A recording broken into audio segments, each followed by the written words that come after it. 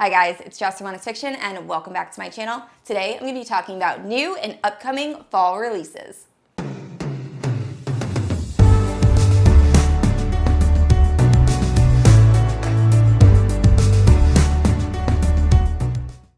Alright guys, so there were a ton of books that came out at the end of September and even more coming out in October that I'm just so excited for. Most of these are YA fantasy, which is a genre I really haven't been reading a lot of lately, but I'm so excited to get back into. There's also some NA fantasy and some romance, and it's just such a good list. So I typically do these videos by genre. I'm actually going to do this one by release date. So if there's a certain title you're looking for, check down in the description.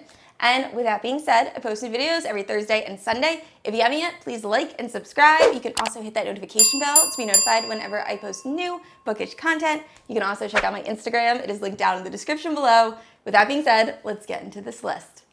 All right, guys, so I'm going to start this off with all the books that were released on September 28th. First up is probably one of my favorites. I just finished this book and really enjoyed it, and that is Defy the Night by Brigid Kemmerer. This is following Tessa, who lives in a kingdom that is being ravaged by this horrible plague, and the only cure for this plague is moonflower petals. Unfortunately, these petals are very hard to come by, and the crown is limiting the amount they will give to the people. So Tessa is kind of like our Robin Hood type character. She's actually stealing these petals from the rich and giving them to the poor. Then we're also following the king's justice, Corric, and we get to see that what's going on inside the kingdom isn't so black and white. The king is actually might not be that flawed of a character, and he's doing his best with what he has. So I really enjoyed this story. Oh my gosh, I flew through this. I was a little worried. This is the same author that wrote A Curse So Dark and Lonely, and I didn't love that series. I highly recommend checking this one out.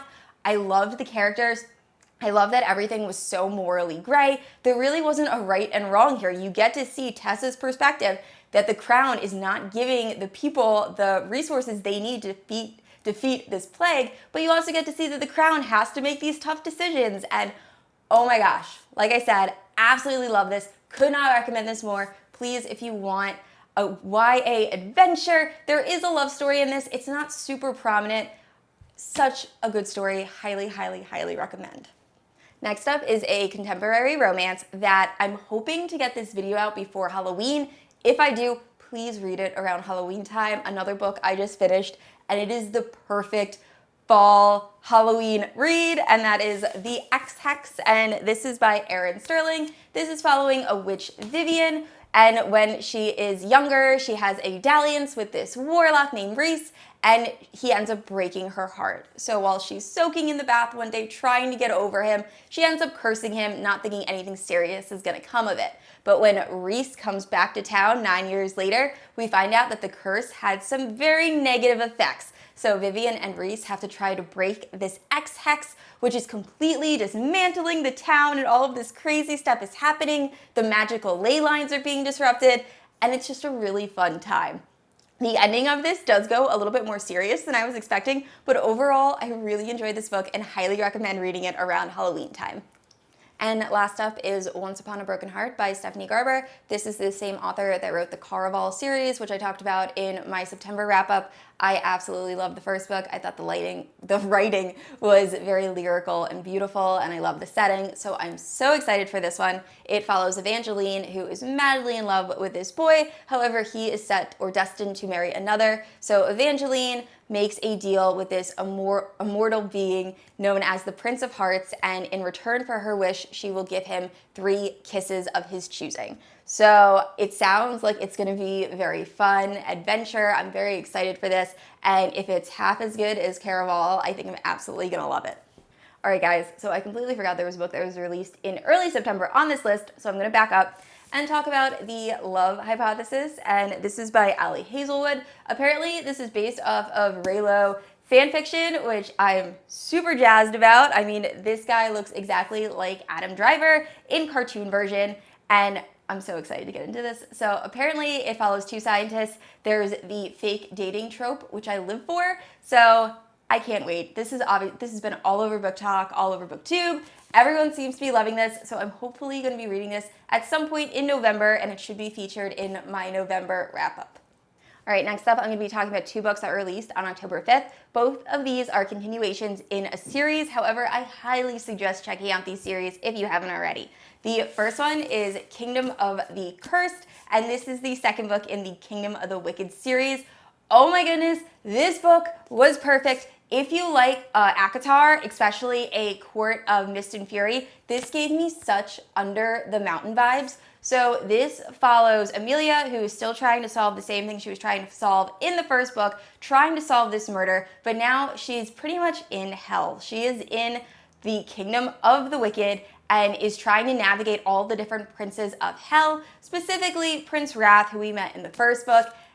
And I love this. This is NA. There is some spicy scenes in this, which I really think, if anything, just enhanced the story. I said in Kingdom of the Wicked, the first book, I didn't really believe the romance, but I 100% believed it with this one, and I cannot wait for the next one to come out, which probably isn't going to be for a year, which is very unfortunate, but definitely recommend picking this up.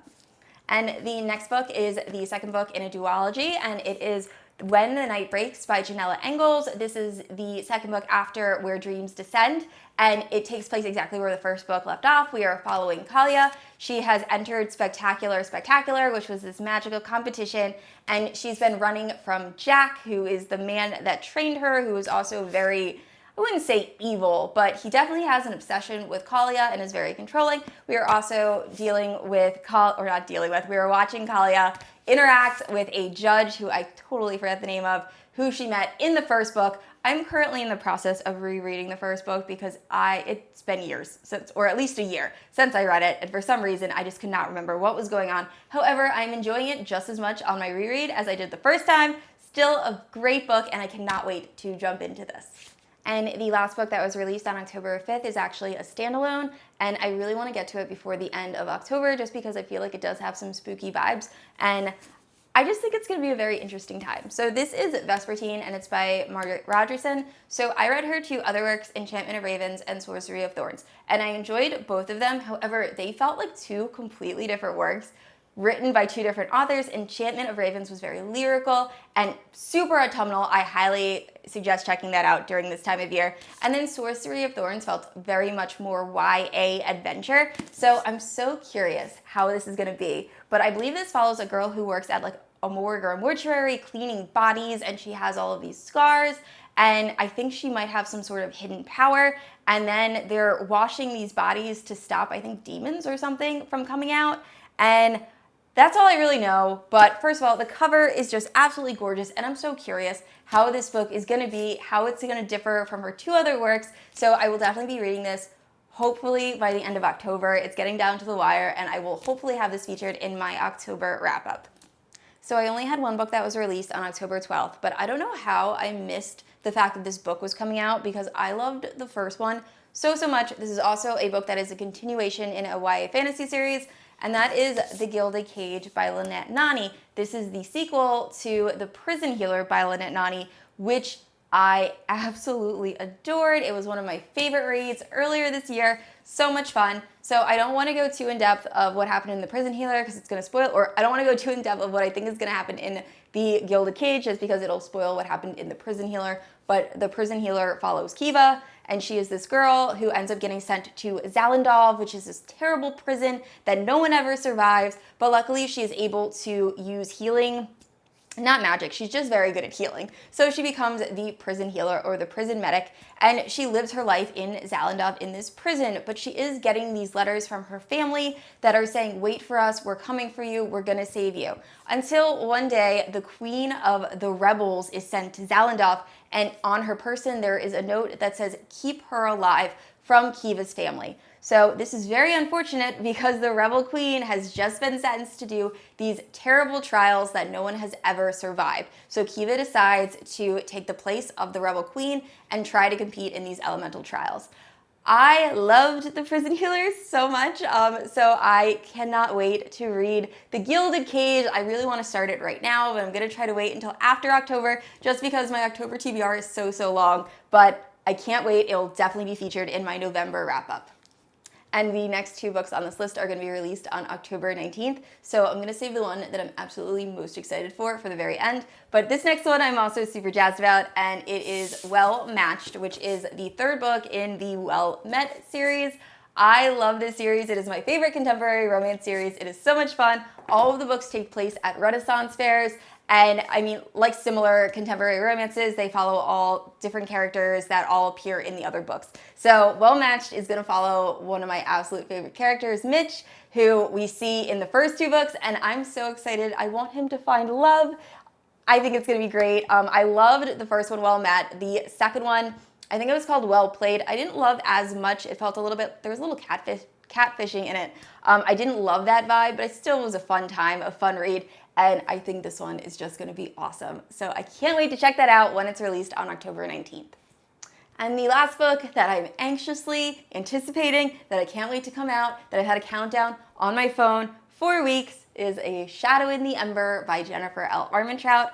Oh my goodness, cannot wait. So this is not a continuation of From Blood and Ash, but it is a companion novel, or it's going to be a companion series.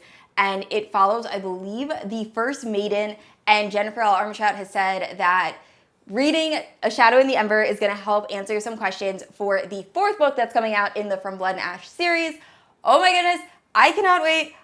I cannot wait. I'm just so excited. So for those of you who don't know who or what From Blood and Ash is, From Blood and Ash is a very popular fantasy romance novel that is just everywhere right now. And it follows the maiden Poppy, who is kept I'm sorry, I have given this spiel in like 8 of my videos. However, everyone just needs to know about this book. But it follows Poppy, who is a maiden who is being held isolated by these creatures known as the Ascended. They have black eyes, they have eternal life, they don't age, they don't get sick, and they can't go out during the day.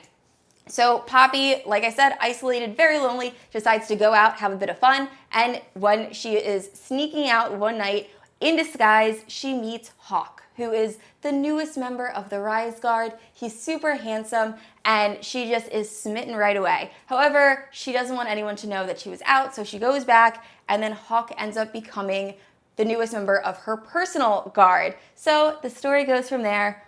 Oh my goodness, if you can't tell, I love From Blood and Ash so much. So I cannot wait for Shadow in the Ember to be released. It's gonna be so good, and I just cannot wait. All right, guys, that is it for my list. Thank you so much for checking out my new releases that I'm so excited for. If there are any books that are coming out in September or October that I forgot to mention, please let me know down in the comments below. I think I'm gonna start doing this every few months, so I'll do a November and December one in a few weeks. And yeah, I think this will be a new part of the channel, so let me know if you guys like it or not. And I said this already, I post new videos every Thursday and Sunday, and I'll see you all next week. Bye.